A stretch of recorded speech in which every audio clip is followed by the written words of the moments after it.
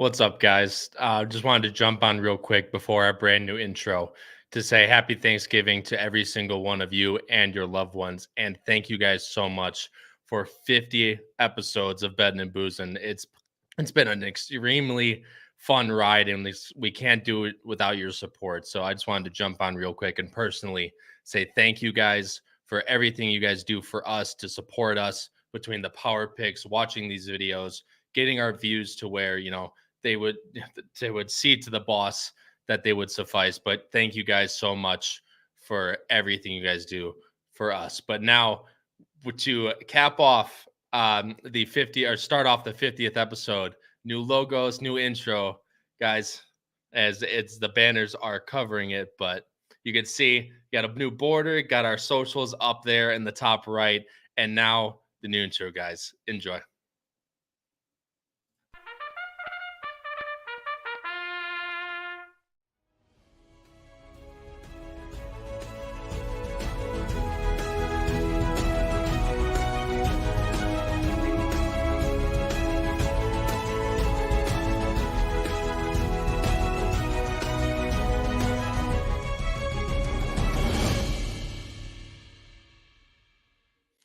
Hope you guys all enjoyed that new intro and all the new logos that were finally showcased in that beginning clip. But welcome in, guys. Welcome to episode 50 of Bettin and Boozin here on the HHH Racing Podcast. I'm your host, Kyle Roscoe, and we are going to cover for you today the late pick 5 at Churchill Downs on Thanksgiving Day, which of course is Thursday, November 23rd. It's a very good late pick 5, actually, with some very good allowance races.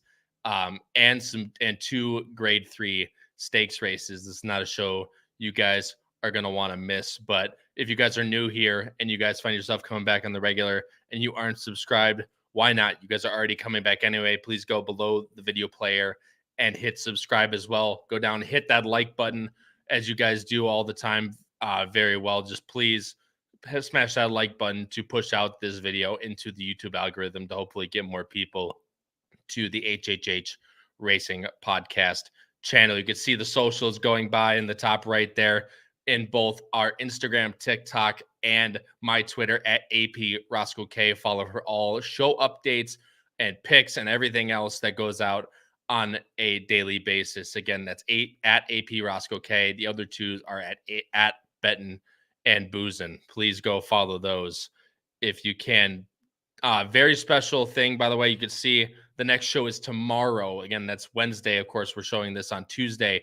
Wednesday night at 7:30 p.m. Eastern. Everything's moved up a day because of Thanksgiving. But Howard, Pete, Paul, and Kevin Kirstein of CDI, Churchill Downs Incorporated, will be going over all weekend stakes as this is their last day, I believe, racing, or last weekend, racing in Louisville. They will have plenty of good stakes races, including the grade 2 Clark. Not a show you guys are going to want to miss. Again, tomorrow, Wednesday night at 7:30 p.m. Eastern time. But also, that's not the final show for you guys this week, as we will bring to you guys Thanksgiving morning at 10:30 a.m. Eastern. We have a podcast covering the Thanksgiving Day late pick 6 and the stakes at Del Mar. They have a big pick 6 carryover. I believe it's just under $100,000 for the pick 6 carryover. So a lot of dead money up for grabs in that pool. Please check that out. Thanksgiving morning to start off your Thanksgiving right at 10:30 a.m. Eastern time. A little bit early for you guys over there on the West Coast, but I know you guys will show out for that morning.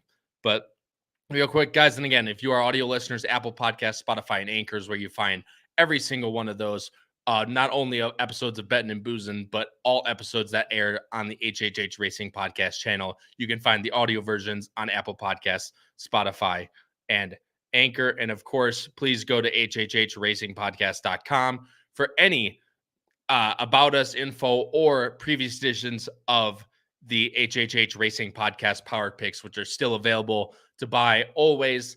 Patreon.com/HHH Racing Podcast comes out to $15.99 a month, only $4 a weekend. And you get 2 fully written up tracks with price plays, spot plays, ABC grids, pick 5s, anything you need to be successful on racing on any weekend. The Power Picks got you covered. Again, patreon.com/HHH Racing podcast. Guys, going to go over some comments, of course, but I will head over and bring on our co-hosts, as one of them ducked out for some reason and one of them stuck at work, but will come as soon as he can. But the only guy I have left right here, not even to mention that I'm wearing Michigan gear and he's back, the Ohio State man himself, but I'm wearing my Michigan gear. We'll cover that game later as well. But West Coast bias himself, Noah Maher, and the team, a fan of the team and a student of the team that's going to get their ass kicked on Saturday, Charlie Freeman. Boys, what's going on? And he's lagging up a storm. Nothing much. Cheers to another 50. Damn right. Absolutely, my friend. And like I said, I came on before the show, but for those of you that joined after, again, thank you guys so much for all the support you guys show. Man, I can see him on the bottom. Man is completely frozen underneath. I'll remove him until he comes back.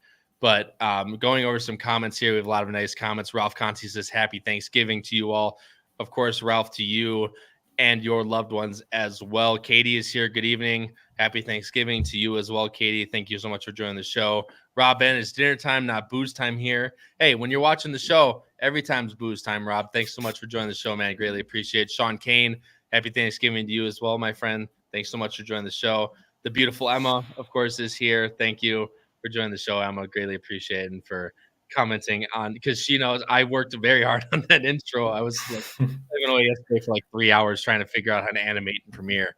But hopefully you guys enjoyed the new intro. Matt Miller is here. The boss is here. Tanner Hawkins was tweeting at me earlier. We need some Bettin and Boozin merch. That's what I'm saying, Tanner. That's in the works. You know, a little hush hush, but that's in the works. Keep your eyes out for that. Maybe coming next year, early next year. So keep an eye out there, Tanner. Thanks so much, man, for joining the show.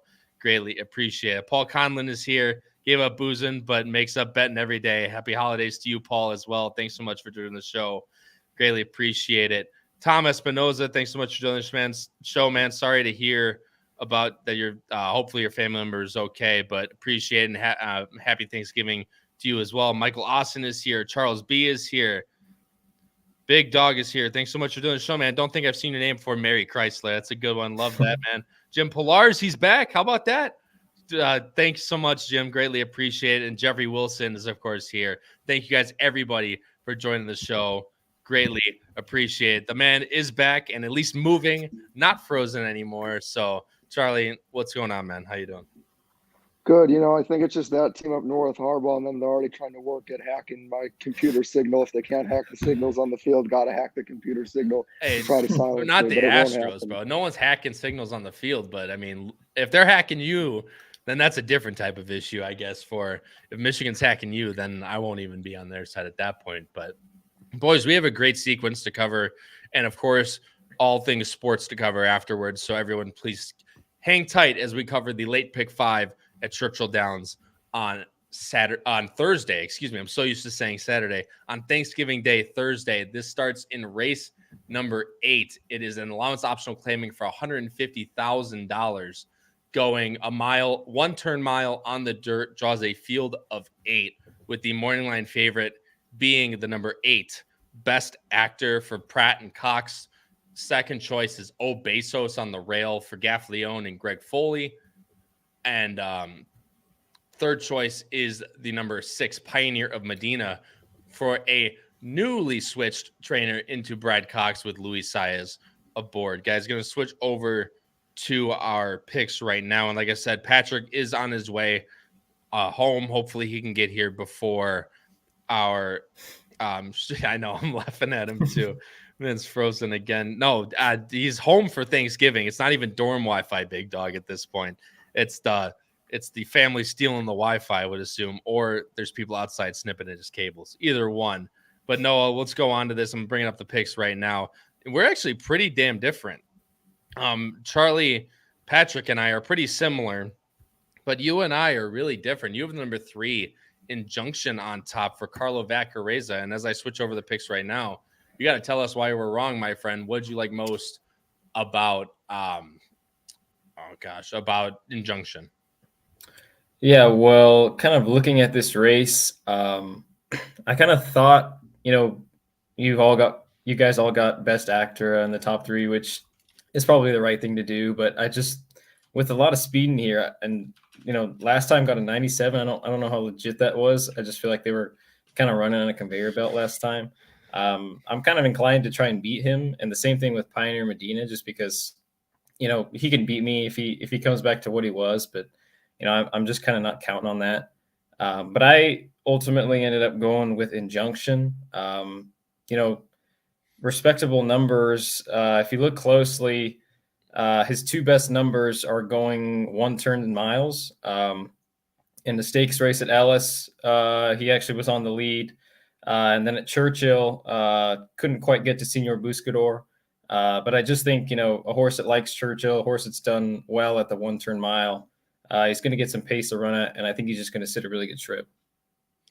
Yeah, and Injunction is the one where it kind of has like a little bit of dirtied up form, as you would say, the last three races on turf. But you go back to the ACAC of last year and the Crosby Jones of last year at Ellis. I mean, those numbers fit immensely in this spot, but it's just a matter of can Injunction run back. But on this Churchill Dirt this fall meet, guys, there is one thing. I don't have any issue with the PPs on my side. I'm watching the YouTube stream on the left, guys. I see a bunch of people. There's a few people in the chat saying the PPs aren't clear. I see them perfectly fine on this side, but yeah, they look fine to me. Okay, I'm just making sure because if you guys have a problem, maybe go to the settings on the bottom right there and click a better resolution. Okay, they're clear, says Tanner. So thanks so much. Sorry about that, Ralph. Yeah, trying to change your resolution settings in the bottom right. Hopefully that, or just refresh your page. Hopefully that fixes them. Then thank you, Benny Betts, as well. Thanks so much for joining the show, man. Greatly appreciate it that you're saying they're clear. So just making sure. So Injunction, like I said, just a little bit dirty up for him, which will in turn get you a better price, Noah. And the Churchill Dirt, as I was saying before, you want to be forwardly placed on, especially at this one turn mile. Let's see. Hopefully it doesn't crash for a third time, bringing Charlie back on. But no longer betting and snoozing, I see. But Obesos is going to be forwardly placed. And I think at 7 furlongs, there's been one closer in the last 19 starts. And at the one turn mile is a little bit better, but it's still about that under 10%, just under 10% mark for closers going this one turn mile. So I'm looking forwardly placed. And I think Obesos is going to be right in that second flight to be able to pounce. And at this one turn mile, that is the place where you want to be. And especially on the rail towards the inside, anywhere to the outside. I don't believe there's been a winner outside of the 7 post, which makes me even more against Best Actor in a spot like this, where there looks to be a decent amount of speed in this race, and the speed just hasn't been holding at this distance. So Obesos just looks to me sitting the perfect trip on the rail, hopefully get a nice tip out, and just run by everybody. That last race at Keeneland in the 150K was exactly what I'm looking for here. Just missed a Fortin Hill, who ran a very nice race that day, but getting a little bit more than that 7 furlongs, which to that mile, which I think he could be even better at the one turn mile. Obviously didn't run that well in the ACAC, but running against horses like Zozos and Stage Raider, Best Actor's a really good horse, but there's no Zozos in a race like this. So I'm looking to Obesos to upset this field. Charlie, and you are as well. Yeah, honestly, it was kind of exactly what you touched on. I think Obesos can sit a nice trip, save some ground on the rail. I was kind of thinking, last time out when Fortin Hill won, I know when we covered that race, I was actually on Fortin Hill and on Obesos underneath. I think a lot of us were. Obesos originally, if I'm remembering correctly, was a double-digit on horse. And then after that, I ended up getting kind of hammered down to favoritism, but, still ran a very respectable race. And I understand, Obesos is kind of sort of developed that, just missing, 2 races where the horses finished second by a neck. But I really do feel like with a ground-saving trip with a lot of speed, with the distance, and as you mentioned, how it's been kind of favorable to more of those horses that do save ground, I feel like this sets up nicely. And I think Tyler Gaffleone really knows how to ride Obesos, to the full potential. Yeah, I'm hoping he's a little more aggressive. You could see, obviously, the Breeders' Cup Sprint didn't have the speed that day, but has been within 2 lengths of the leader in 3 of his best races. So I'm really looking for Gaffleone to be a little bit more aggressive and sit off the rail, especially to be able to just sit right in behind the leaders. I'm very interested in Obesos, hopefully at second choice, and hopefully Best Actor does go off the favorite, because I would love to get 5-2 on Obesos, but I will take as low as 2-1 on a horse like this. I just think off that last race, he's going to be ready to go.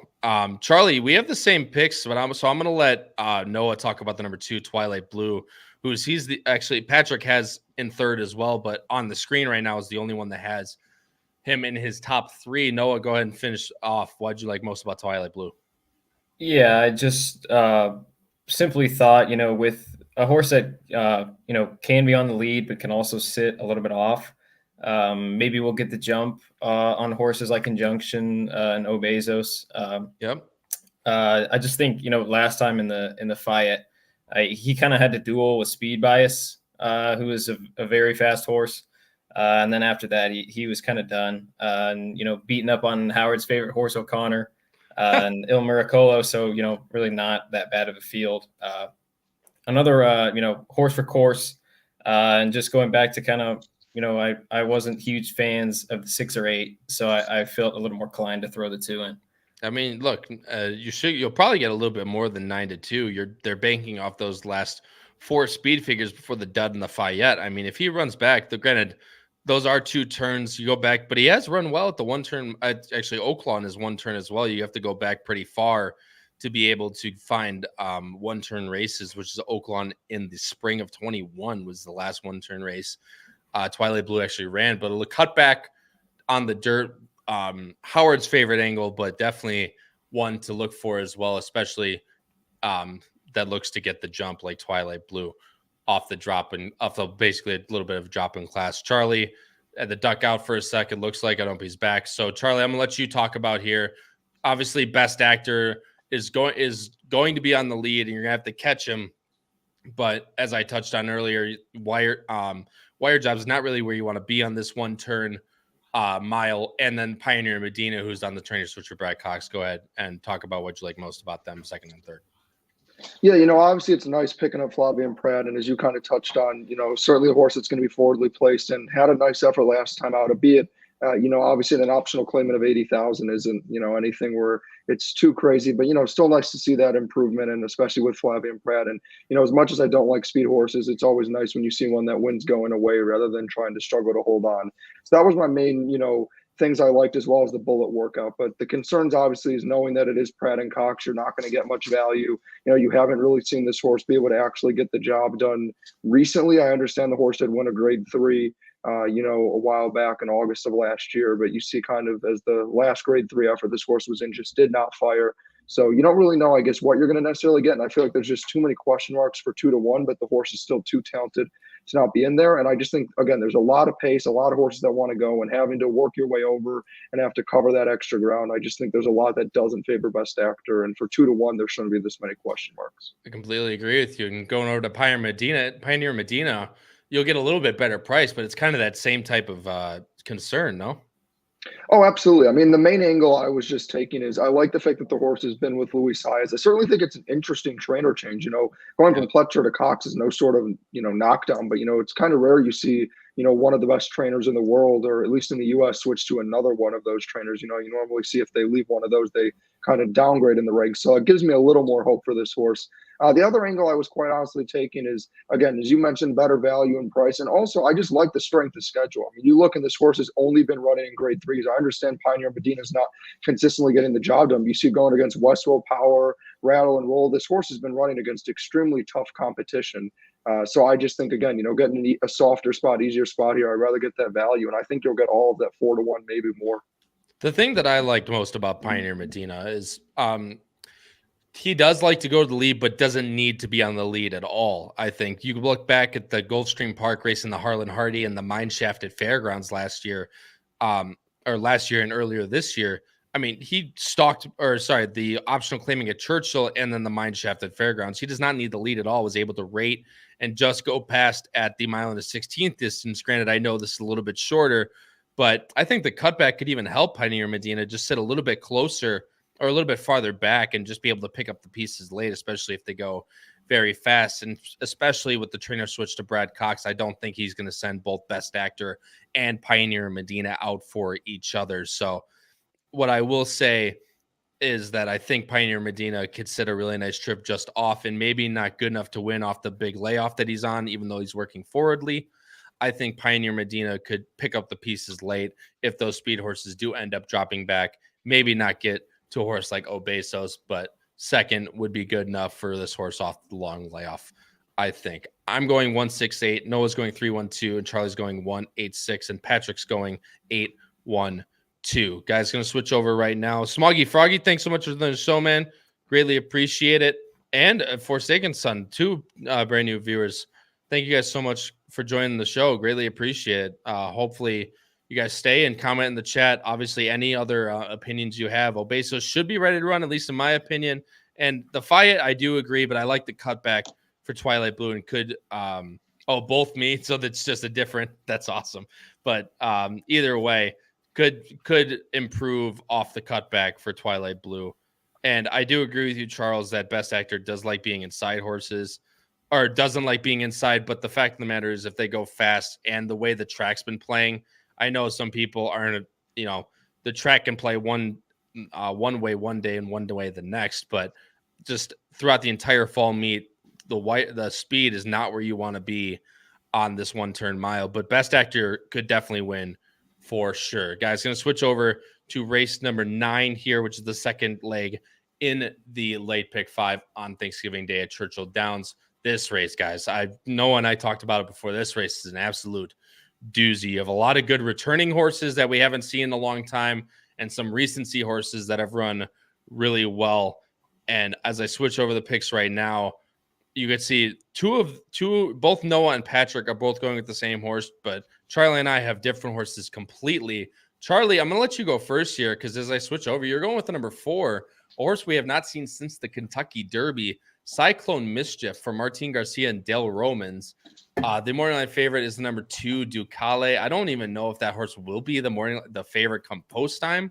I think it's more likely that either the 10 or Cyclone Mischief, because we'll talk about why that is in a minute. But Ducale is the morning line favorite, followed by Strava, then Anchor, then Cyclone Mischief. Like I said, Charlie, I'm going to you first here, my friend, on a long layoff for Cyclone Mischief, but man, has he been working out of his skin. Yeah, I certainly love the workouts. This is a horse I've been very high on, and a horse we've actually covered a lot on Bettin and Boozin. For those of you who are very loyal, viewers of us, if you remember way back when in the Holy Bowl, I believe, this horse and, the race where Bossman loved Rocket Can, Cyclone Mischief was the heavy favorite. I think most, if not all of us, either had that horse on top or in second to Rocket Can, and really expected a strong, dominant effort, to continue off of that big step up from the, 70s to a 90. The horse dropped a dud, but then you look back, everybody kind of wrote the horse off, and the horse goes toe-to-toe with Forte and Rocket Can in the Fountain of Youth and puts up an 89. And then again, goes right with Mage, who, is my horse, and wins the Derby in Forte and puts up a respectable third. And then obviously I get the Derby, but look, the horse was a late stretch, and a bunch of horses kind of either loved the Derby or hated the Derby. So I kind of put a line through that. What I kind of see in love is that after, everybody kind of wrote this horse off and gave up, the horse puts up two incredible efforts back to back, returning to form. I will admit, I don't like to play jockey gymnastics, but it is a little concerning that, Tyler G doesn't want to hop back on this horse and hops on a horse he hasn't been on.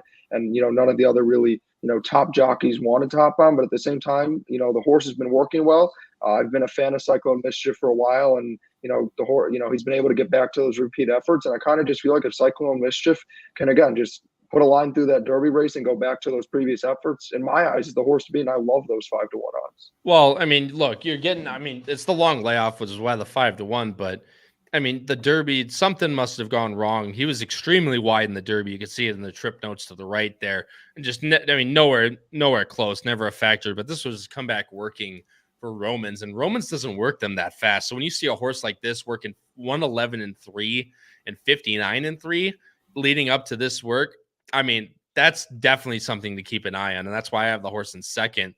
The horse is just, again, you want to be forwardly placed in races like this. This is a major cutback for Cyclone Mischief as well. This race is going 6.5, remember, and obviously this horse was running in 1 1/8 and in the Derby in 1 1/4. So this is a massive cutback for a very fast horse, not necessarily a need the lead type, and just Cyclone Mischief just working out of his skin, as I said.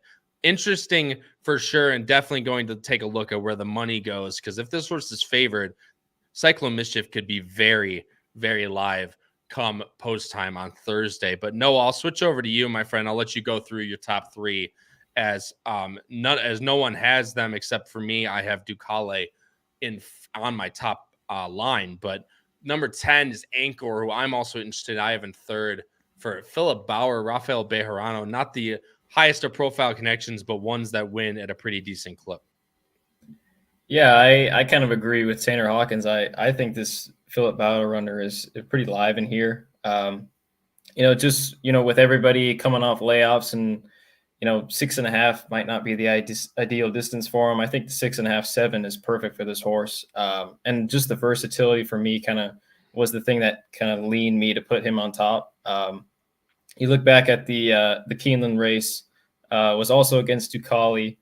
I just feel like he was a little bit of in the role of kind of doing the dirty work in that race. Yep. But also he's shown the ability to sit off.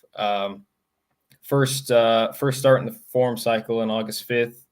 He came from a little bit off of it, and then May was running up against Saudi Crown. Just a horse with versatility, and I had question marks with others, so I just ended up leaning on the 10. I mean, look, I love the 10 a lot. I have him in third. Just I think 6.5 is really where he thrives. And that last race at Ellis is a complete turner. Granted, you can always argue who he beat, but doing it extremely well, going to be forwardly placed where you want to be, and a horse that's only really improving, could improve off that 90 back to those mid 90s, and that's definitely good enough to win this race. So Anchor will definitely be on my tickets. And Noah, finish out with the number 9, Strava, who's coming off a long layoff for Dallas Stewart, and then anything you want to touch on Ducale before I give my 2 cents. Yeah, I know you got Ducale on top, so I'll let you touch on him. But with Strava, is one of the couple in here that is coming off that little bit of a freshening. If you go back to late last year and early this year, I mean, the horse is putting up 94, 96, 98. I mean, if the horse runs back to that, I feel like he's simply a really just a player in here. The last 2 could definitely scare some people off. But, you look at running lines, Gunite and Bango, and then had to go up against Zozos. So I think, a combo of the freshening, first-time gelding. The horse is 3 for 5 at Churchill, so obviously loves to run on the surface. And then, as Charlie touched on earlier, you get to switch to Gaffleon, which is definitely, a big upgrade. There's just a few things that I don't like about Strava that I'll highlight really quickly, and then we'll move on. I'll move on to Ducale. But this horse is in for the tag off a long layoff. First time gelded, I guess you could argue that angle. But the horse had only ran well once in the past year when he was running, and that was basically walking the dog in a dead heat at Churchill, an allowance optional 100. I mean, granted, the numbers are there, but if this horse can run back, I just don't like that he's in for the claim off this long layoff, whether they're trying to get rid of him. If they're not, why wouldn't they put him this $825,000 purchase into a spot where they don't need to lose him necessarily? There's just a few red flags that I didn't like about Strava. Obviously, the connections are very well meant, but we'll have to take a look. I'll have to take a look at the board come post time. But Ducale is the horse that I'm looking in on. Just a few reasons. I understand that it's Cox, it's Juddmonte. This horse has raced twice since 2021, where this horse lost to Cody's Wish by a length at the 1-turn mile. Last time out was off a 1.5-year layoff. Last time out, ran very well, was able to stay on through that 7 furlongs and just kind of die out in that last 1/8 of a mile. I think 6.5 hits this horse right between the eyes. He's been working very forwardly at Turfway, where Brad Cox likes to work all of his Kentucky runners. So that Turfway doesn't bother me at all. Brad Cox has been extremely hot with his Kentucky runners, winning at 26% for the meet. And just the fact that this horse is going to be able to sit just off the lead, where in his previous races has shown where he only likes to be 2 lengths off the lead between the track, second off the massive layoff, and not really any step up in class, looks to run exactly the same at a shorter distance, which I think he will like a lot. I mean, there's just many things, and I think like I said at the beginning, I think we're going to get a little bit better than that 7-2. And if I'm wrong, I mean 7-2 is still a decent price for this horse. You go below 3-1, that's where I'm kind of start to lose a little bit of interest. But if this horse is above 3-1, Ducale is definitely going to be where my money goes in this spot. I'm going 2-4-10. Noah's going 10-9-2. Patrick's going 10-5-9, and Charlie's going 4-7-10. Guys, we'll switch over to race number 10 here, as we're taking a little bit longer through these races, but we want to give you guys the best information possible. Race number 10, guys, is the start of the graded races. It's the grade 3 Cardinal Stakes, going 1 1/8 miles on the turf, and you can see on the bottom of the screen 2 sets of picks. You'll see the ones that are not in the parentheses. Those ones are for the turf. And given Churchill's miraculous reputation for running races on the grass this fall meet, we went ahead and handicapped this as well for off the turf. Obviously, it's a complete guess who we think is going to be in the race. Obviously, keep an eye on your scratches come Thursday, but like I said, it's just a complete guess. Thinking who we can pick up is going to stay in the race. But we're gonna talk about it like it's on the turf for now, and then we'll go really quickly. Or I'll go really quickly through a few dirt horses that I like, then we'll move on. But Charlie, I'm going to start with you here. You have the number 3. Noah and I are both going with the number 7, Saffron Moon. You're going with the number 3, Lovely Princess, for Brian Hernandez and Kenny McPeak. Why are we wrong, and why are you right? Look, for me, it's very simple. I've talked about this time and time again on the show. I love consistency. And if you look with Lovely Princess, for a horse that's normally kind of seen as a deep closer, it's impressive that Lovely Princess has still managed, even when, you don't see those red figures to indicate that it's a hot pace, the horse has still found a way to close in. And I completely understand if you want to take the angle where, other than that win in a weaker race with only an 85, the horse got second 3 straight times and then stepped up a lot to a grade 3 and didn't run bad, but just, seemed a little too tough of a field for this horse. So I get it. If you want to say, look, this horse loves to finish second and is just in and around there. But I honestly think this field is weaker than what Lovely Princess has been going against. I think this is, a prime opportunity. And again, if you're just looking for a consistency aspect and for a value point with the odds, I mean, I get 3-1 isn't crazy, but when you look at some of these other horses that are 4-1 or 2-1, I think the 3 is, the most talented horse in this field. I love the consistency with the figures, keeping the consistency with the jockey and trainer. Again, everything for me at Lovely Princess, I think the distance is perfect. I just think this race sets up nicer for the 3 than any other horse. Now, again, assuming it stays on the turf. I think you could potentially get those 3-1 odds. Yeah, I think as we'll touch on, there's a few other horses that will take a lot of money in this spot. So I definitely think you'll get that 3-1. As you said, just consistency is key. There hasn't been too many turf races, as I stated, to kind of realize, what the track's playing like, but it's been favorable to horses coming from the back. So Lovely Princess fits that mark completely. Although stalkers have been a little bit more kinder, this horse might be a little bit too far back. And honestly, I don't think this race has that much speed in it. So for a horse like Lovely Princess and a horse we'll talk about in a second, Juncture, there could be some question marks on if they can win this race being that far back. Although Lovely Princess has shown that she can be a little bit closer. But Noah, I'm going to go over through you here, and you're going to go through your top 2, obviously, and then touch on anything of the 3. But the number 7, Saffron Moon, you and I both have on top on the turf.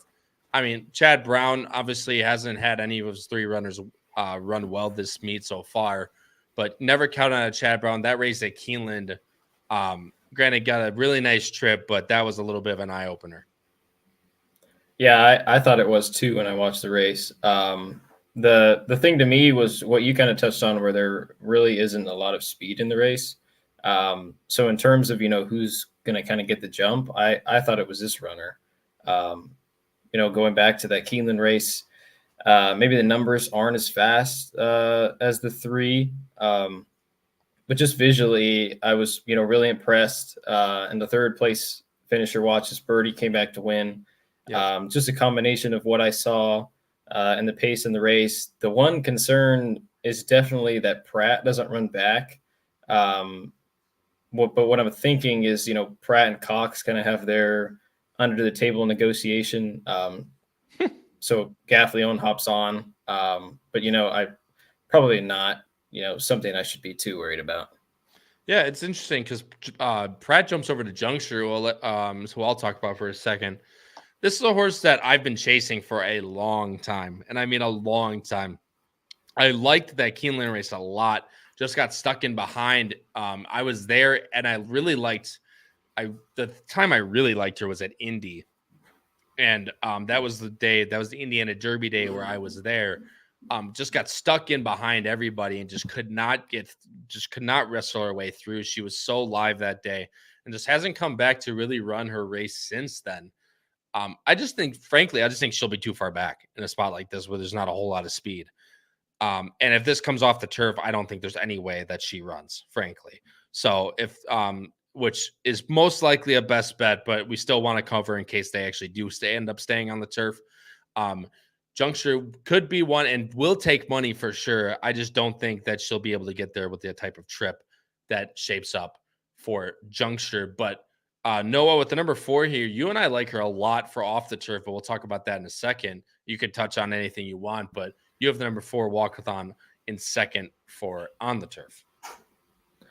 Yeah, actually, the thing that I kind of liked in terms of off the turf was the fact that she's, shown to work well, running a 59-2 at Bullet on November 10th. And then the fact that Wilkes started her on the dirt. Those are the two things I kind of looked at. But just another one, not a lot of pace in the race. I just think in that Keeneland race in the Kentucky Downs, which is, not an ideal surface to most, I just far back and the surface was good. I just think, getting back to Churchill, she's 2 for 2. And hopefully that and being a little more forward, she can kind of run those numbers that she did last summer. Yeah, and look, I agree with you, and it's just I like her a lot more off the turf. I just think there's a lot of horses that are in this race that have more upside than Walkathon does on the turf. But I'll get to I completely agree with your dirt points, and I'll get to them in a second. But real quick, just with Saffron Moon, like I said, I just think being a little bit forwardly, stalkers have done with the very minimal races they have run on the turf. If this race does somehow go on the turf, I just think Saffron Mood completely trips out in a spot like this, will sit exactly the same spot she sat at Keeneland and probably win by the same exact distance if given the chance to. So I really like Saffron Moon on the turf. But as for off the turf, and Charlie, I'll get your quick thoughts in a second here. Walkathon, you could go about it, walk about it. The dam of Walkathon. I mean, look at the dirt breeding in this, right? Was third in the Fall City Handicap at Churchill, won the Matron, was second in the Groupie Doll at Ellis Park. There's just a ton of dirt routing breeding on this side. And you can see they do. And the other thing that I really like is that as this horse has progressed, as Walkathon has progressed, you can see she's done really well as a 3-year-old. So getting back to the dirt where the breeding is, and the fact of, very early on in the career at 2 years old, that's when those dirt races came through. I'm much more inclined to think she's going to run a lot better on the dirt if she gets to run on it on Thursday. But as I said, there's just so many question marks with this race. We're complete guessing on who's going to be on the dirt. But Charlie, anything you want to touch on before we move on? Yeah, I mean, you touched on it, and so did Noah. I mean, the 4 obviously is interesting to me because of the, the breeding and the experience on the dirt, and you got to respect the Bullet Works. Still kept the 3 and 7 because for me, I think those are the 2 clear-cut best. And I will say, if you are looking for a price and this ends up on the dirt, I think Take a Stand at 30-1 is very interesting. I understand the horse is light on figures, but I mean, if you look, this is the only horse in the field that's pretty much exclusively being on the dirt, has 1 turf race. Put up at 79, 283s. I understand the 70s aren't great, but again, at the end of the day, we have no idea who's going to be in this race. This could be a race that could scratch down to next to no horses. And at the end of the day, no matter how talented a horse is, we have no idea how the horse will respond. The horses will respond on the dirt, and obviously they were put onto this race with the intentions of it being on the turf. So, a horse that is clearly weaker, if you compare based on strictly figures, could have the upper hand depending on the surface. So I think if you're looking for a price and a horse that could surprise, if this is on the dirt, it could be utter chaos. And I think Take a Stand is great value. Yep. And the other thing, one quick thing to mention about Take a Stand, you can see this horse is entered tomorrow, that is Wednesday. So keep an eye if Take a Stand does end up running in that race tomorrow or not. And obviously that will let you know if she will run in the 9th race on Thursday. But guys, switching over, we're going to go pretty quick here, as this next race, guys, has an absolute monster in Jagira as the 3-5 favorite in this next field. Race number 11, is the Fall City Stakes, a grade 3 going 1.1 miles on the dirt. As I said, the aforementioned Jagira at 3-5, your heavy morning line favorite. Hidden Connection, who just ran last week at Churchill. Going to be extremely interesting if that filly runs. But the third choice is the number 9 on the outside, Bella Moore from Martin Garcia and Carlos Santamaria. So a little bit of mad fast excursion for you guys. Santamaria, if you know. That's all I'm trying to say. So switching over right now, the picks, guys. They're not going to spend too much here. We all have Jagira on top. The one thing to note is on these dirt routes, favorites have been winning less and less at Churchill. So just a quick note, they are still winning at a 20% clip, but for favorites going dirt routes, that's pretty low. So that's just one thing to keep in mind when looking at this. But no, I mean, she just looks so high and above on figures. Philip Bauer, we talked about him earlier, but just the masterfully handling of Jagira coming back to the dirt after racing on the turf in 4 straight starts, and has just been running out of her skin since she's come back. Yeah, she really has. I mean, there's really nothing to complain about with those last 2. And, she's even been sort of a monster on turf too. She's just, should be, head and shoulders above this field, going to be close to the pace. That's interesting that you mentioned that, because in a spot like this, I would have to guess she's going to be 2-5 at least. Yeah. So yeah, it'll be, interesting to see. Yeah, I don't.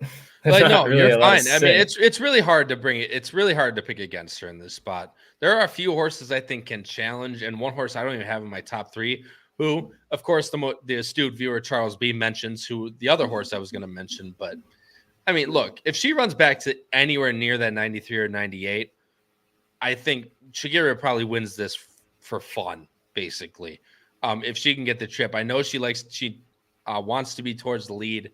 And on these dirt routes, that's the other thing, is that the speed really hasn't been performing going these turn route races. But again, if she runs anywhere near those numbers, Jagira is definitely the one to beat, with Arlington legend Black Tie Affair in her breeding. But Charlie, I'll go to you here, my friend. You have the number 1. You have the same top 3 as I do, just flip-flopped. You have the number 1, Hidden Connection, which we don't know if she's going to run in this spot, but we'll assume so. And the number 9, Bellamore. We have the 2 most obvious second and third choices, but I'll let you talk about Hidden Connection real quick, again, who just ran last week, and then Bellamore, the number 9. I mean, look, the horse obviously you see took a lot of money. Hidden Connection just ran a straight up dud. But I feel like you can draw a line through it when you look at how consistent the horse has been. And you see, again, those high figures are really, quite honestly, Hidden Connections, in my opinion. I think the 1 and the 9 are the only horses that have really shown any sort of, past history to kind of give the 8 horse any sort of chance, fight and make it interesting. I still, as you touched on, I think if the 8 runs back to those last 2 performances, this race will be pretty quickly over and pretty clear who's going to win. But yeah, I will say, I mean, I think Hidden Connection is interesting. I will say from a price point perspective, don't love 3-1. I do like Pratt, as you mentioned, also just ran, so I don't love how quick the turnaround is. But I would say, like, from a value play, if you're looking, I guess, I don't know if there's any exactas that would pay really anything, but I think Bellamore is certainly more interesting with those. They're back-to-back 88s, the 86, the 90 off, not a layoff per se, but still like a little bit of a break, are certainly strong enough to be competitive in this field. So I certainly think, if you're looking for some more value, I think the 9's interesting. But I mean, again, this feels like a one-horse race. I will say it's a little disappointing when you look at the race before being, 300,000, this being the race of the day, and the field being this week is a bit surprising for me for a Grade 3 that really looks to only have one horse worthy of being in a Grade 3. But hopefully there's more excitement, and maybe as you and Charles B are going to touch on Misty Vale, maybe you can find a longer odd horse to bring some value here. Yeah, I mean, look, there's one race that you're going to want to try and beat is obviously the very heavily favored Jagira, but with the one thing I will say about Bellamore, guys, is this is a 5-year-old mare, but really has shown very good numbers. That last race, that 81, absolutely draw a line through it. I'll show 2 seconds of this race, and you'll see exactly why you can draw a line through this race. As we skip forward to the break here, the number 1 on the inside, what doink? Oh my God! And all of a sudden, she's, I mean, few strides in, she's already a length back and just continues to drop back. So that's exactly why you can draw a line through that race. Her nose is literally in the floor. So, but if you like Bellamore, that 8-1 price is definitely looking very nice for a horse that ran 3rd in the Spinster behind Idiomatic and Leda Vita. So, of course, Idiomatic being your Breeders' Cup Distaff champion. And his Hidden Connection, always play of the mind. Obviously ran 6 days ago at that. No, 5 days ago. Excuse me. I can't count. 5 days ago at that point.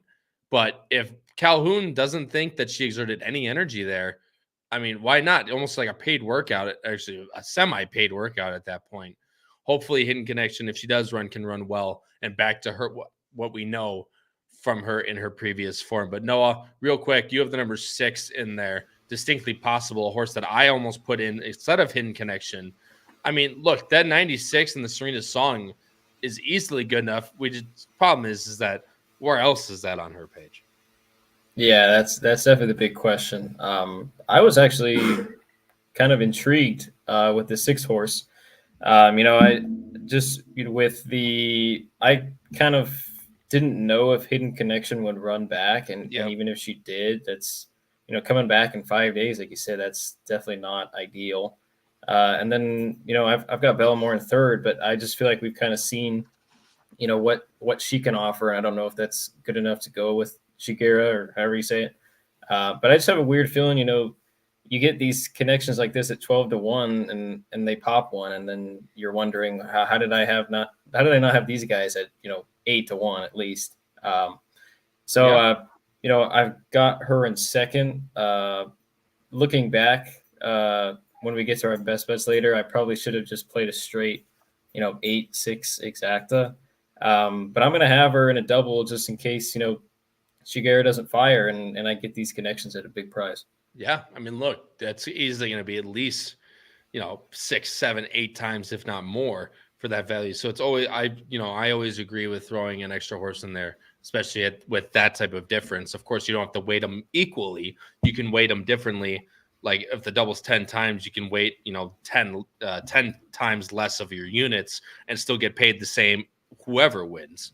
But Misty Vale is the last horse Charles B touched on. I mean, this Autopont, the Lady Jacqueline, a horse that's been running on the very far East Coast in Maryland and then went up to Saratoga and ran 3rd in Nostalgic and Gerrymander. I mean, Misty Vale is not one to be taken lightly either. Maker and Martin Chuan. I mean, like I said, especially at 12-1, Misty Vale, I would not leave off my tickets, especially if you're playing verticals like exactas or trifectas. Misty Vale could definitely come running late at a decent price. I'm going 8-9-1. Noah's going 8-6-9. Patrick's going 8-9-2. Charlie's going 8-1-9. Guys, going to switch over to the last race here. In this race, my God. 5.5 furlongs, main special weight, 120,000 for 2-year-old fillies on the dirt. Kind of late developing 2-year-olds here. A lot of first-time starters with a full field of 12. And 2 also eligibles. The morning line favorite is all the way on the outside, the number 12, Lady Moscato for Saez and Lucas. This horse has run, I believe, like 7 times and really hasn't been too competitive in any of her starts. So that 7-2 morning line is interesting for me. The number 10, Mischievous Mind, is second choice. Tale of Labi is third choice at 9-2 for Arietta and Chris Hartman, is showing her right now. 2 of us are going with the number 10, Mischievous Mind, on top, including myself. Noah has the 11, and Charlie, a horse that 2 of us have third, Patrick doesn't have anywhere, but Parade Down Broad, a first-time starter for Brendan Walsh and Tyler Gaffleone. What'd you like most about Parade Down Broad? Yeah, in races like these, unless it's a horse where, I've seen the horse in the past and felt strong about them in their past races, I love looking for a new face. I mean, no one in this race has sold me on anything.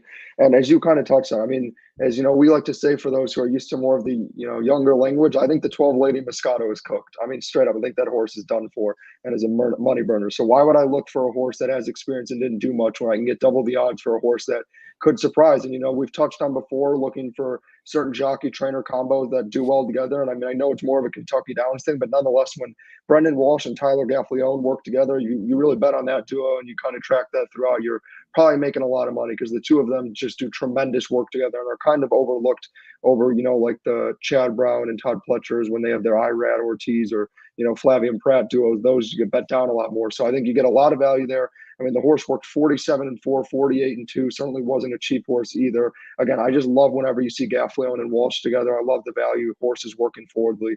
I just think why not? And then with the 7 who I have, kind of a similar angle. Again, a horse that, worked 48-2, 36-3, 37-3. Again, just why not try to, look for, again, another longer odd horse that hasn't run before that could surprise. And then I will touch on quickly with, the 10 Mischievous Mind. I'll let you guys go a little more in detail since you have the horse higher up than I do. But for me, it was just the only first-time starter that actually showed promise, had that awkward start, spotted the field 9 lengths, and then closed up nicely. So I think, the only shorter odd horse with experience that actually is an excuse for, a poor performance and certainly with a cleaner trip could bounce back. I mean, I completely agree with you. And obviously that's the horse I have on top.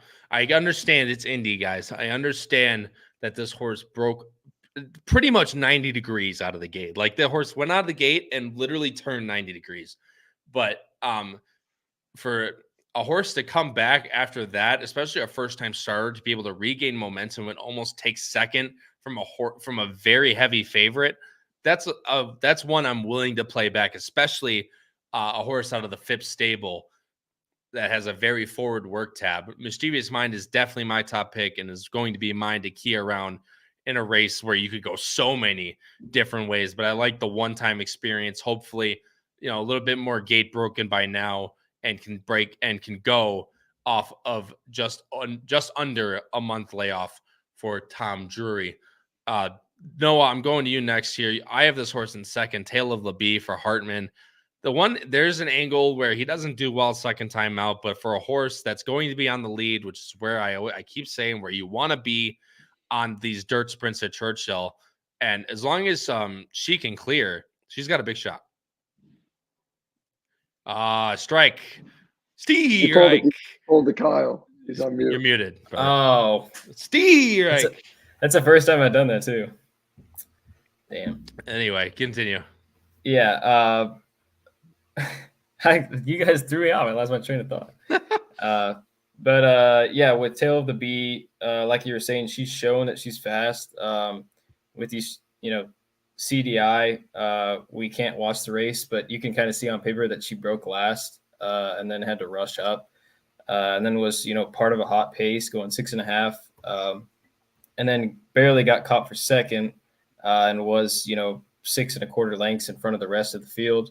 I'm not really sure how good that field was, but I just think, natural progression second time out, gets to cut back a furlong. Being 10-1 on the debut is not, a huge concern for me just because kind of what you touched on, Hartman's not really great with firsters and second timers. But one that's, proved to have some speed and be resilient. So I'm willing to take a shot. Yeah, look, I completely agree with you. And we see a lot of these times where these first-time starters and these mains just don't like to pass necessarily, especially these sprinters. So if Tale of LeBee can get out early and not have as much pressure as she showed last time and hopefully break a little better, the number 11 Tale of LeBee could definitely be in your top line. And like I said, we're all pretty similar in that regard, except Charlie, who has the 2 and the 7, the 2 fresh faces. But I'm going 10, 11, 2. Noah's going 11, 10, 2. Patrick's going 10, 7, 12. And Charlie's going 2, 7, 10. And Patrick does have the number 12 in there, but you can see her last race, her best races were at Saratoga, where she was competitive and just really hasn't shown that since coming back over to Kentucky. So, I mean, you could definitely understand the post is definitely not helping her at all. So Lady Moscato, if it's definitely a favorite, I'm willing to play against. But obviously, this is a race that Matt Miller points out really good. You'll have to look at the will pays before, or the probable bets beforehand, to kind of get a sense of, and that's of course in race number 11, to kind of get a sense of who's taking a lot of money, and that can give you a really good direction on where to go with your bets. But I'm going 10, 11, 2. Noah's going 11, 10, 2. Patrick's going 10, 7, 12. Noah's going 2, or Charlie's going 2, 7, 10. Guys, switching over to our best bets here. I'll go over Patrick's real quick since he's not here. And me and Patrick butted heads completely on these best bets. Race number 8, win on the number 8 best actor for Patrick, and the race and a double in race number 10, 4, 6 with 8. Good luck to Patrick with his best bets. Noah, going to go over to you next. You have 2 doubles, and of course, the first double is with them staying on the turf, and we can clasp our hands together and pray to Turf Jesus that race, most likely not, but we can pray to Turf Jesus that race does stay on the turf. Race number 9, a double, 9, 10 with 7, and race number 11, another double into the last 6, 8 with 11. Talk about your best bets. Yeah, definitely hoping that turf race is going to be on. Most likely not. But with the double, I had 10, 9, 2 as my top 3, so I might throw Ducali in there. Just I don't, a little skeptical with the price in such a big field. Just not a lot of form that I can rely on and what I've seen. And then if that race is on the turf, I think the 7 is definitely the most likely winner, regardless of price. Just got to hope that race is on turf. And then go to race 11. Call me crazy, but I've got Distinctly Possible evenly weighted with Shigera, which could definitely be altered depending on because Shigera is going to be a lot lower price and a lot lower in double. So you can, put more on Shigera, put a smaller amount on Distinctly Possible. And then I've got that parlayed into the 11, just with the speed that I've seen from Tail of a Bee. And like you touched on, a horse that's shown to be quick and others that haven't really shown to pass. So those are my best bets. Love it, man. Good luck with yours on Thursday. Charlie, your best bets. Race number 8, an exacta 1/8. And race number 9, a double 4-3 ice cold. Charlie, go ahead. Talk about your best bets for Thursday. Yeah, so I want to start with one that admittedly is a little more chalky, but I like from the pace perspective from what you and I kind of touched on, Kyle, where I think the reality is if you look at the 8 best actor should be the the fastest, or at least be towards the front. And I think in terms of the front runners is the most talented and should be able to stay up there. And I'm kind of just hoping Bezos can take advantage of saving ground on the rail and with the hot pace just go right by them. And again, just bring in still as you kind of touched, if you get that 5-2 value, and on top of that, again trying to hit the exacta, you get even more value. So I just think it's a nice simple play that can bring in a lot of value, considering you're taking, in my opinion, the clear-cut 2 best horses. And then, I wanted to have some fun and take a chance with a double. Again, I didn't want to – this would obviously be one you don't play for a whole lot of money, but something where you could bring in some strong value. Going with the angle that Cyclone Mischief, the works show the horse is ready. The competition shows the horse, should be able to do well against a field that's significantly weaker, and just trust that, again, a last-minute entry in the Derby where the horse ran wide, you put a line through and you see the horse refound his form. And going into the 3, honestly, I don't know if Lovely Princess will run if it's on the dirt, but in my opinion is the most consistent and talented horse in this field, whether it's on the dirt or turf. I absolutely love a money burner like Juncture being in this race. I know Saffron Moon could be talented, but the figures are a bit soft for me on Saffron Moon, and I think Juncture, again, I hope the race can stay on so I can get that extra value, because I think Lovely Princess is the most likely and most consistent winner, and you'd get great value in that double. And then the one thing I will also touch on real quick on the Cyclone Mischief race, I know I didn't get to touch on Invulnerable, the 7, who's trained by Joe Sharp and ridden by Flavian Pratt, I think is another horse everyone should really be, looking at a race where you could certainly argue is pretty wide open.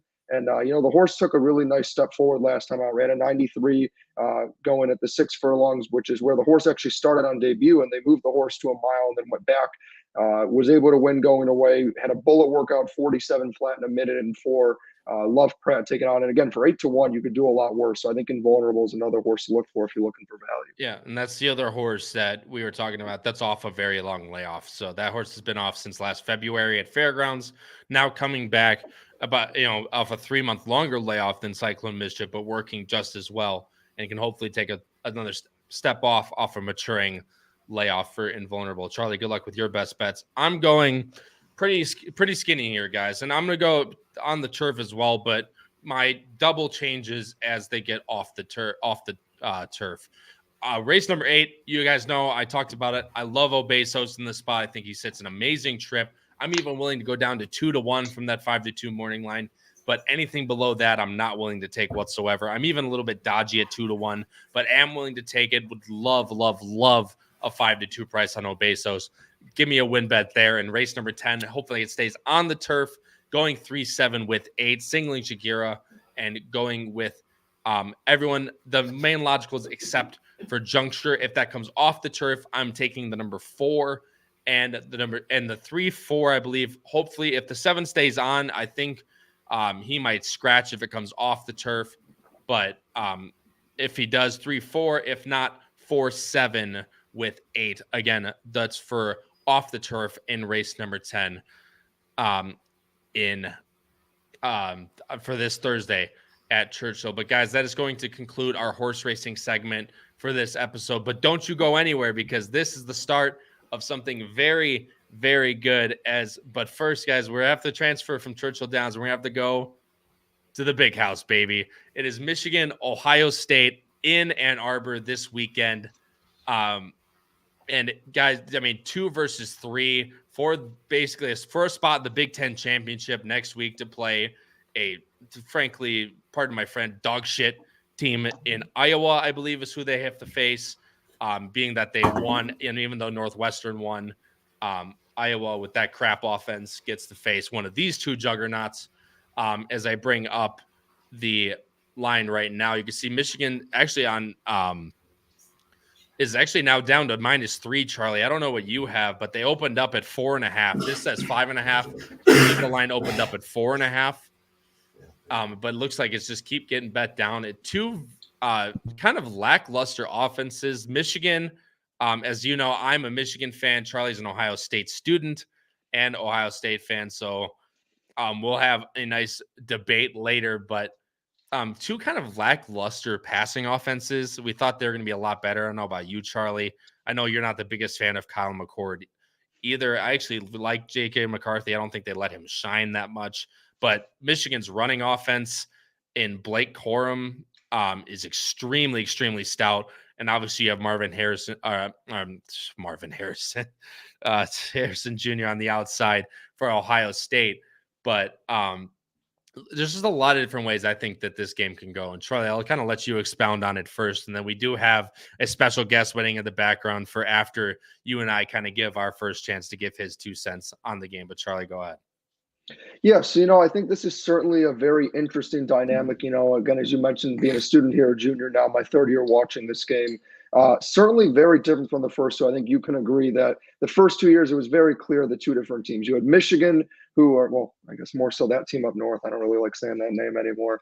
Has no association with me. But so, for the cheaters, the sign stealers, whatever you call them, that team up north, they're kind of known, you would agree with me, for, their defense and run game. They want to play big boy physical football. If they could win 3-0 and run the ball 100 times, they would be happy. And Ohio State was the more flashy team, where you would say almost the kind of remind you of like the West Coast teams, where they want to throw the ball 100 times, they want to win 197. That's kind of how it was those first 2 years that I've been at Ohio State. But this year's been very different. With Travion Henderson actually being able to stay healthy, he's been absolutely on a tear, arguably the best running back and most productive in the Big Ten. I understand the touchdowns aren't there, but if we're strictly talking from, a yards per carry perspective, and, he ripped off a 75-yard touchdown against Minnesota, he dominated against Michigan State and Rutgers in the run game. And Rutgers is a really good defense. So to gash them the way he did, I think, again, is a new dynamic in a run game that we really haven't had since the Zeke days. The run game has kind of been lackluster, but as you touched on, the pass game hasn't been what it once was. The receiver room is certainly there. You got Marvin Harrison Jr., who's the greatest receiving prospect I've ever watched. You have Emeka Abuga, Julian Fleming. They certainly have, also the freshmen. They have plenty of talent there. But McCord's the question mark. And I think it's interesting for both teams because neither team has a clear quarterback, in my opinion. I understand that they've kind of taken the ball out of J.J. McCarthy's hands, but the fact of the matter is, if they truly trusted him enough, they would throw more often than they did. They wouldn't run the ball 30 straight times against Penn State or whatever it was to close out the game. So I think you have two interesting teams who you don't know what they got with their quarterback, but with Ohio State, at least McCord doesn't have to be as good because he can throw to Marvin Harrison Jr., who can kind of make any quarterback. I mean, I think, Kyle, you could throw to Marvin Harrison Jr. and he can make a play. And also with OSU, it's interesting because the defense is finally elite. They couldn't stop a parked car my first 2 years here. I really do like Jim Knowles. I think Oklahoma State was always flying when they were under him. And I do think their defense took a lot of steps forward this year. I think they kind of had the pieces last year, but it was their first year in the system, a very young defense that wasn't ready. And now they are. So you have two elite defenses, two teams that have shown the ability to run the ball now that Trayvion's back. But, one team has receivers, the other doesn't. Both are questionable at quarterback. I think that's what it's going to come down to ultimately is I think with Michigan, or that team up north, they're very one-dimensional. If the run game doesn't work, they're pretty much done for because, J.J. McCarthy can't make a play. That's what we saw against Maryland. As soon as they had to throw the football, it was basically game over for them. Maryland hung in with them. And a Maryland football team that quite honestly is not as good as they were supposed to be. But again, leave it to J.J. McCarthy and co, and they can make it look competitive. Especially also when you can't steal the team's signs, all of a sudden you're not as good. That's what happened in the TCU game. And again, Ohio State's found their footing. I don't think Ohio State's played a complete game all year, and yet they're still blowing out teams. They still blew out Maryland in one of their worst performances. Again, that team up north couldn't put away. I like the Buckeyes here. I'm seeing 3 and 3.5. I know this game opened at 4.5. Last year they really should have won that game. It was neck and neck, and then later on, that team up north had a few big plays to put them away. Year one, obviously, that team up north beat the crap out of them. You have to take it in, but I don't think they can afford to lose this year, and I don't think they will. I think ultimately J.J. McCarthy's going to be forced to make a play. I think he'll fold under the pressure. They'll collapse, and as soon as they start handing the sidelines and asking if they know what play OSU is going to run, and they say we don't have the signs, I think they're going to collapse. Oh, boy. Okay. All right, let's go to Noah. Let's go to Noah before we go to the signs, too. I want somebody to mediate in between. Let's get someone calm now. No, what do you think? For somebody who's not, affiliated with either of these teams, what I've seen, well, first, it's not only going to secure a spot in the Big Ten championship game. I'm pretty sure this is going to secure a spot in the college football playoff. Well, yeah, absolutely. Iowa lost 31-0 to Penn State for reference, everyone. Snooze fest. But I'd have to say with what I've seen, the thing that I'm kind of keying on is Michigan last week against Maryland. Those last 8 minutes were like a JV football game. That looked super ugly. I know, their defense hadn't let anybody in the red zone for whatever weeks. But I just think if Ohio State's defense makes them throw the ball at all, they're going to get exposed. So I got to go with Ohio State. Well, I'll tell you what, Charlie wants to bring up Maryland. I mean, all they have to do is run the ball down their throats. Game's easy. The defense was lackluster. I will say that against Maryland. Realistically, I don't think J.J. McCarthy has had any chance to shine at all this year. They've had the easiest schedule known to man. They haven't had to use J.J. McCarthy at all. I mean, granted, then you have to ask him to come in and, he throws one good play, throws another away. It's just a matter of, Roman Wilson has 37 receptions only this year, has over 600 yards and 10 touchdowns. That's over a quarter of his receptions are for touchdowns from J.J. McCarthy. Blake Corum and Donovan Edwards have combined for almost 1,400 yards of offense alone, just between them two. And between that rushing attack that's going to absolutely run it down Ohio State's line's throats, and then when they have to go to the play action and J.J. McCarthy is going to be called on to throw to either Roman Wilson or the other guy's escaping me at this point. But it's just against Penn State, that game was a lot close. Then game would have never been close. Michigan ran the ball 35 times in a row in that game from the end of the second quarter. They didn't throw it. They threw one pass in the entire second half, and it was ruled defensive PI. So it doesn't even count as a pass attempt. 35 rushing attempts in the row. Like I said, Maryland, the defense did let them down a little bit, but when called on, Michigan responds, puts them away. Winners win. And the fact of the matter is, this is not the Ohio State of 4 years ago. Michigan could not touch them, between 4 and 9 years ago. It just was not happening. This is not that Ohio State team. I think between the attack of would hold more if you didn't take a breath from beginning to end. Jim, That's off, something man. only I can do.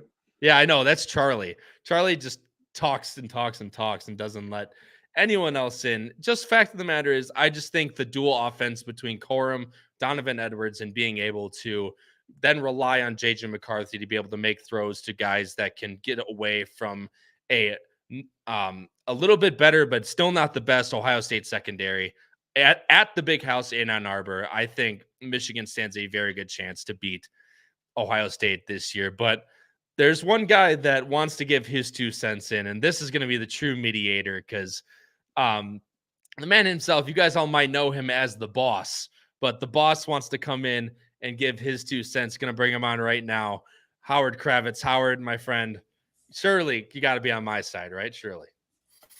Good evening, gentlemen. You guys can hear me fine, correct? Okay. Yep. Few things. First of all, congrats on number 50, guys. When we you. decided to do the show, Kyle hosting with his, tech issues, and Charlie with his rants, and Patrick, well, he's not here very much anymore. I gave the show, the over-under was about 6 episodes. You guys got the over. Good job. Of course, we had to call him the lefty from the West Coast to save the crew.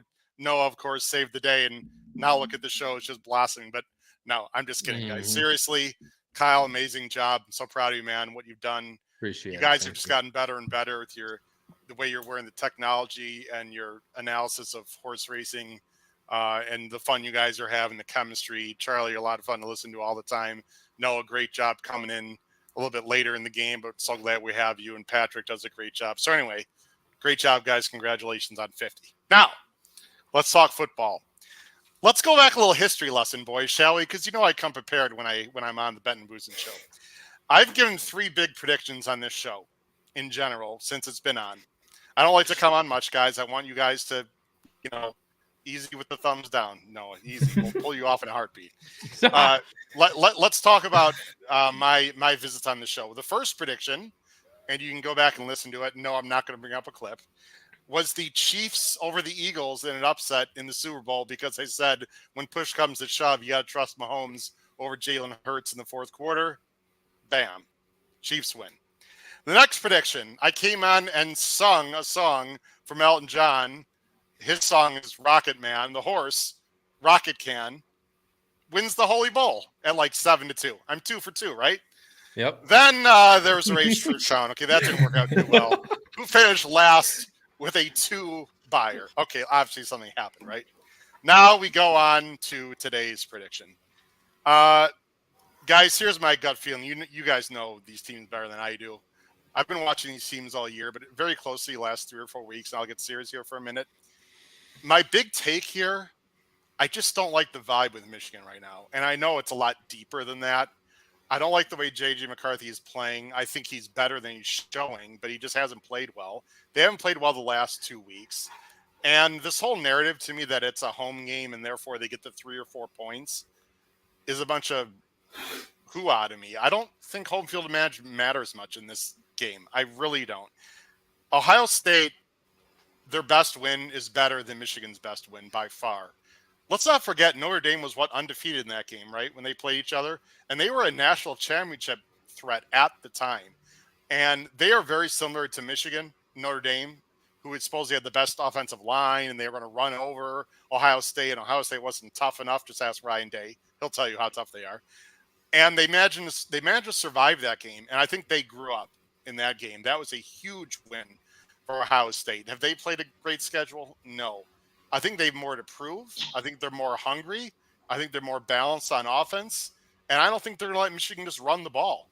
And again, I'll say like the Super Bowl guys, big boys come in big games, and Marvin Harrison Jr. is the best player on the field on Saturday. And sure, they're going to double team him and do whatever. He's still going to get his touches. So I'll show you how strongly I feel about the game. Yeah, I share something on the screen. gentlemen. So I made a little trip to my local casino, which I don't do too often recently because I'm off this week. Let me show you what I did, boys. 2 bets. Are we ready? Here's one of them. There's one bet. I got +4, $100. I get -110. So there's one thought. There's 191 I'll be collecting late Saturday afternoon. And then the other one, I think Ohio State's going to win straight out. Boom. Money line +148. There you go. $50 bet, 124. I'll be happy to collect my $314 come late Saturday. Gentlemen, that's my thought overall. Let me end with one more thing. I'll let you go.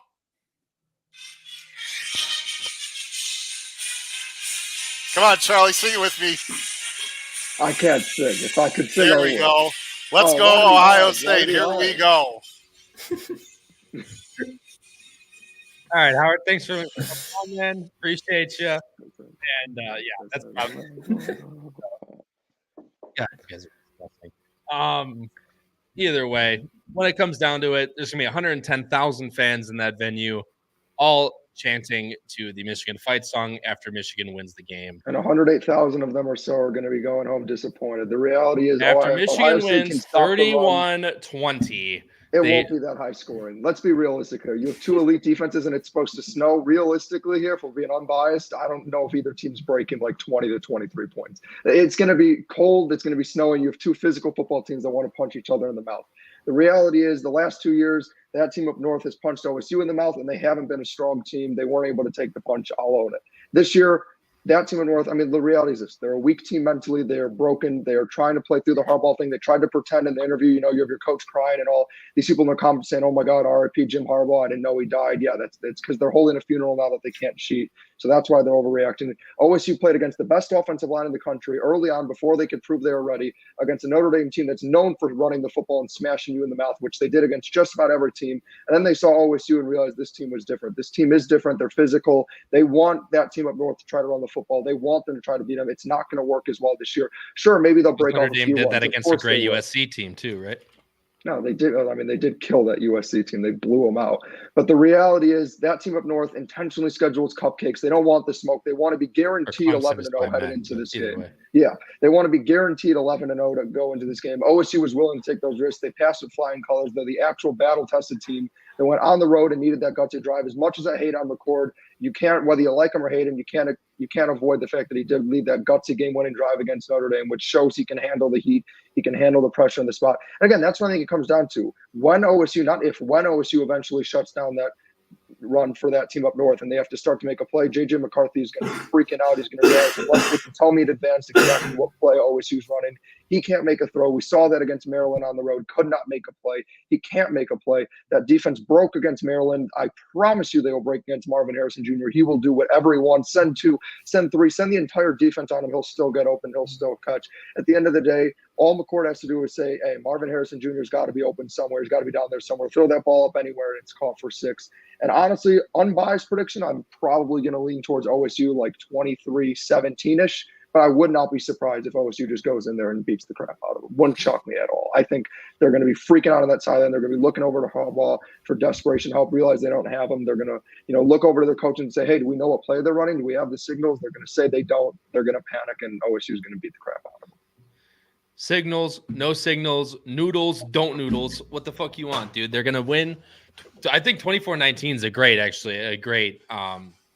I mean, it's going to be in those low 20s. Neither team's hitting 30. I can talk as much crap as I want. I just don't see it being a high-scoring game. Kyle McCord has to throw to anyone but Marvin Harrison Jr. There's no offense there. Michigan's got, with Mike Sanders still, they got a great secondary.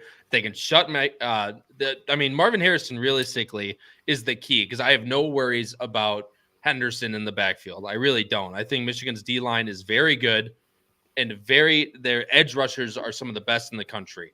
Their secondary, Mike Sanders still an old offensive guy, now turned defensive corner and safety. I think as long as they can handle Marvin Harrison Jr., I really think Michigan has a big shot on defense to be able to lock this team down. And the fact of the matter is, when they win like 23-17, which you said that I know, but when they win that type of grueling game in the end, when they have to run the ball down the throat in that, when it comes down to it on the 1 yard line, more physical, yada, yada, yada, I will come on this podcast next Wednesday and bask in my glory. And if it comes to the other side, Charlie, you're hosting the podcast. No, I'm just kidding. Because I won't show up. No, I'm just kidding. I'll own it. Obviously, we'll both own it. Whoever ends up winning, but it's going to be a great game in Ann Arbor on Saturday. Whether which way you put it, it's going to be physical. It's going to be obviously defensively minded, but there's going to be some flashy plays as there always is. Corum, Wilson, Harrison, McCord, McCarthy, Henderson. Matchup of two of the best. Winner goes to the Big Ten championship. The winner might even, or the loser might even still get into the college football playoff. Obviously to be seen as we go through the next coming weeks. But that is going to do it, guys, for episode number 50 of Bettin and Boozin. As the 50th celebration comes to an end, guys, I want to say it one more time before the brand new intro plays to close us out. Just thank you guys so much for staying with us. And as Howard said, he was joking, of course, but the over under 6 episodes, this was just a trial thing. We didn't know how people are going to respond to it. Bringing on Patrick and Charlie. Obviously, you guys saw my face a little bit on the podcast, on the Flagship show beforehand, but then bringing in Noah, who did a great job on his debut, and we brought him on full time. It's just, this has been a trial thing, and we're just very appreciative of you guys sticking with us through all 50 episodes, coming up on a year of Bettin and Boozin shows. Like I said, we could not do it without you. For my co-host, Noah Maher, Charlie Freeman, and the absent Patrick Kunsel, this has been your host, Kyle Roscoe. And again, episode 50 of Bettin and Boozin. Crush your bets this week at Churchill, and go blue this Saturday in Ann Arbor, guys. Take care. Have a good night. Buckeyes by a million.